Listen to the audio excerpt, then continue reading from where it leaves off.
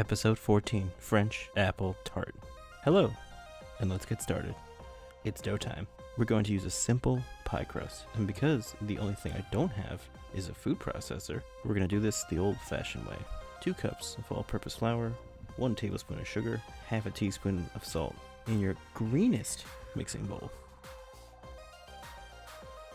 Then add a stick and a half of unsalted butter cut into little teeny cubes.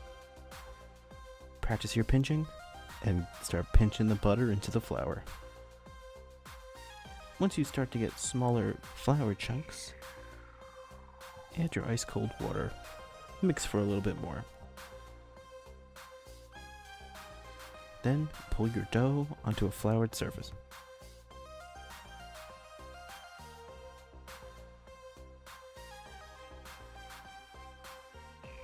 Combine and roll into the flour until it forms an actual ball of dough. Now wrap in plastic, let it rest in the fridge for at least 1 hour. Apple time. Recipe calls for 4 apples, but I grabbed an extra one just in case. Granny Smith's because they are the best. Cut, core, peel, and slice into awkward slices with a knife. Or this fancy apple core and peeler, and then slice the remainder in half. But make sure you also realize halfway through that the peeler was up too high and taking a little too much off the top.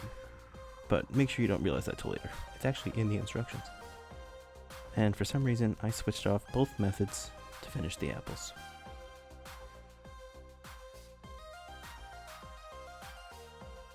Back to the crust. We're going to laminate just a few times to give more layers to the dough. Fold the outsides in and then fold it in on itself. It makes sense somewhere.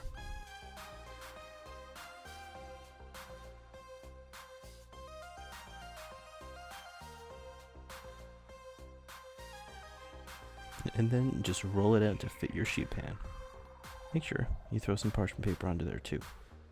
Roll up that dough and roll it out.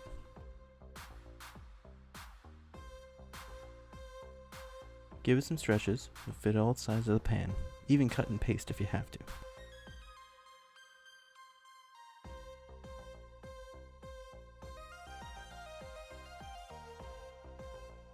Apple time. Lay them out in a semi-pleasing fashion.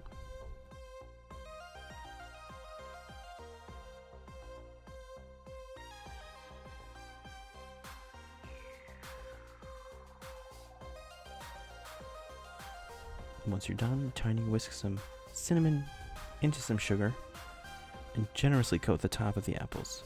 Bake at 450 for 45 to 55 minutes. Also forget to put little cubes of unsalted butter throughout until the pastry cooked for about 10 minutes. Just kidding, do that before you put it in the oven. Now, for no reason at all, we're going to make a super simple caramel. Melt 1 stick of butter, 1 cup of brown sugar, half a cup of condensed milk, and a little salt and vanilla extract.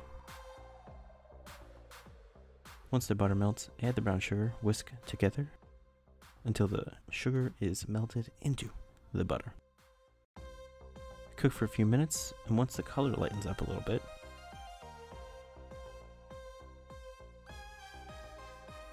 add a splash of vanilla extract and the half a cup of condensed milk. Mix until combined, and there you go. A simple, tasty caramel sauce. Not too bad, right? And now, time to plate.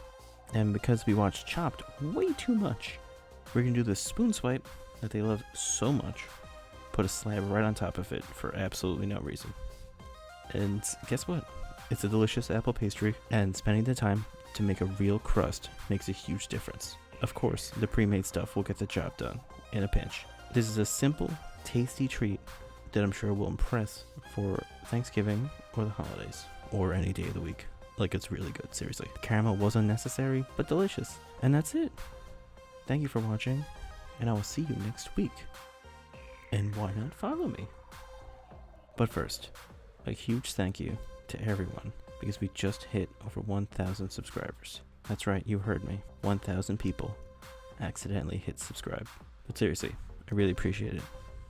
And also, why?